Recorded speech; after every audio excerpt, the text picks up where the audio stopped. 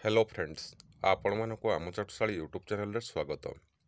तो फ्रेंड्स आज आम यही वीडियो देखा आपण मैंने जदि आपणकर एम्प्लॉयमेंट एक्सचेंज रजिस्ट्रेशन केबे भी पूर्व करिसंती तेबे जदि आपणकर employment exchange registration certificate T expire हो जाइए डेट एक्सपायर हो जाइए आपण मैंने किभली भाव में रेन्युअल करें आपण मानकर से रजिस्ट्रेशन सर्टिफिकेट को यही वीडियो रे मु आपण मानकु समस्त सूचना देवी। ता पूर्व जदि आपण मैंने आम चैनल नुआ अच्छा तेज चैनल टी जल्दी जल्दी सब्सक्राइब कर दिंतु जहाद्वारा जेकोसी जॉब अपडेट आसो आपण मैंने यार नोटिफिकेशन पाइपर सर्वप्रथम। तो फ्रेंड्स चलतु डेरी नक देखा आपण मानकर पुराणा एम्प्लॉयमेंट एक्सचेंज रजिस्ट्रेशन सर्टिफिकेट जदि अच्छी तेबे आपण मैंने रिन्यूअल करने चाहते केमी आपण मैंने करेंगे चलतु देखा। तो फ्रेंड्स वर्तमान आपंकर मोबाइल फोन किंबा कंप्यूटर थी जेकोसी गोटे ब्राउजर को ओपन करूँ एवं ओपन करिया परे देखि पारुथिबे गोटे सर्च बार रो ऑप्शन दिया जाइछे। एही सर्च बार रे आपण माने टाइप करिवे empmission.odisha.gov.in एवं टाइप करिया परे एहा को आपण माने सर्च कर देबे एवं सर्च करिया परे देखंतु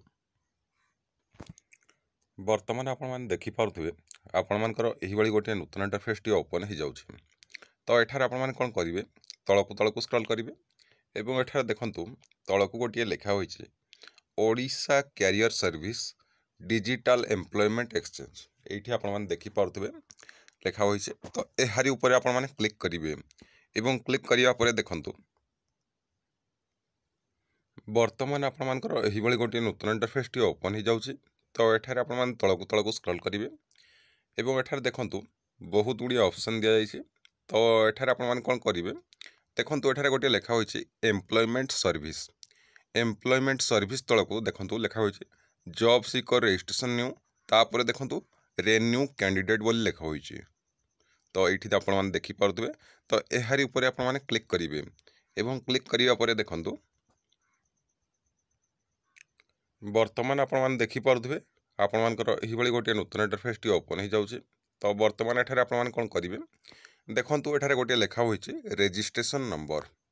तो एठारे आपण माने देखि पारुथिबे लेखा होइछे रजिस्ट्रेशन नंबर।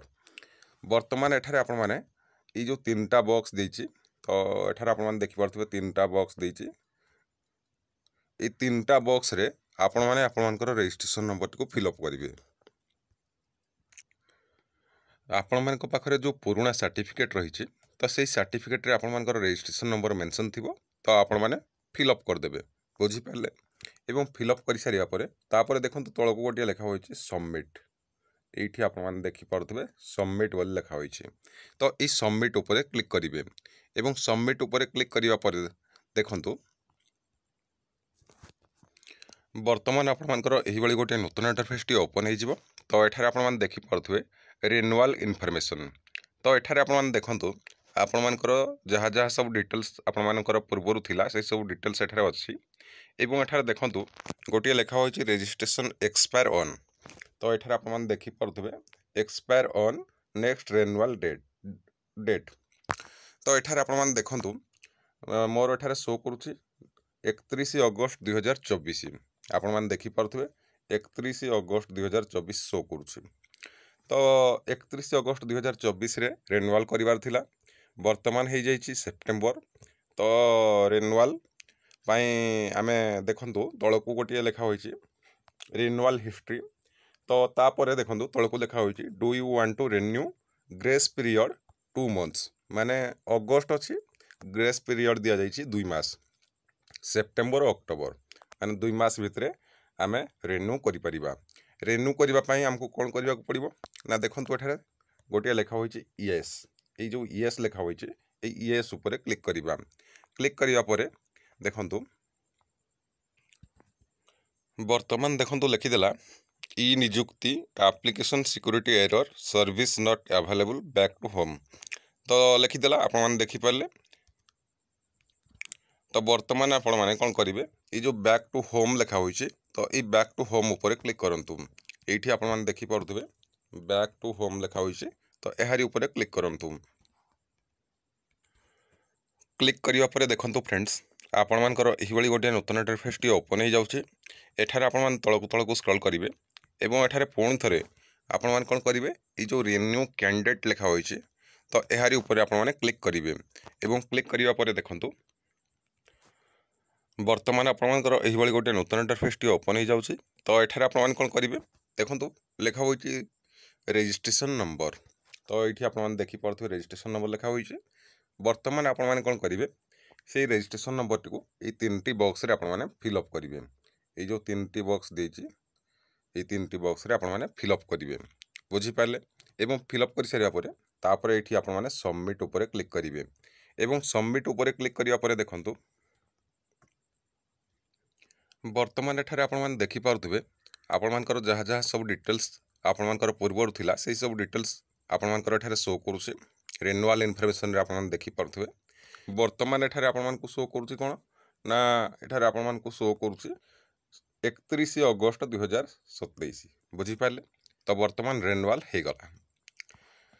तो आपण माने केमिति आपण मानकर जो एम्प्लॉयमेंट एक्सचेंज रो रजिस्ट्रेशन सर्टिफिकेट को डाउनलोड करेंगे ना देखो तो एठारे तलकू गोटे लिखा होइए ये आप देखिपे प्रिंट एक्सटेंड शॉर्ट एक्नॉलेजमेंट।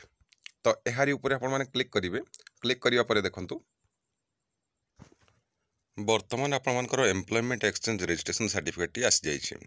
तो एठारे आपण माने प्रिंट केमती करेंगे ना एठारे आपण माने देखंतु ऊपर एठारे आपण माने लिखा होइतिबो देखंतु एठी लिखा होइछे प्रिंट पेज ये आपण माने देखि पड़थबे लिखा होइछे प्रिंट पेज। तो ये प्रिंट पेज ऊपर आपण माने क्लिक करेंगे एवं क्लिक करिया परे आपण माने एटा को प्रिंट करके रखि नेबे बुझी पारले।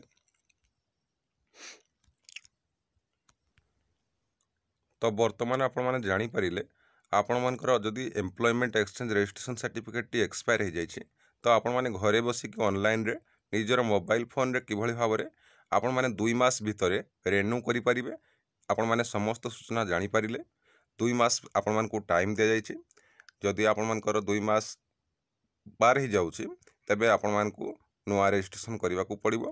तो आपण माने जानि परिले 2 मास भितरे केमति रिन्यू करिवे जदि आपण मानकर एक्सपायर हो जाइए। जदि आपण मानकु हमर एही वीडियोटी पसंद आस्ताय तबे लाइक कमेंट शेयर एवं एही भली वीडियो प्रतिदिन देखिबा पई हमर चैनल को सब्सक्राइब करंतु जहा द्वारा जे कोनोसी जॉब अपडेट आसीबो आपण माने एहर नोटिफिकेशन पाई परिबे सर्वप्रथमे। धन्यवाद।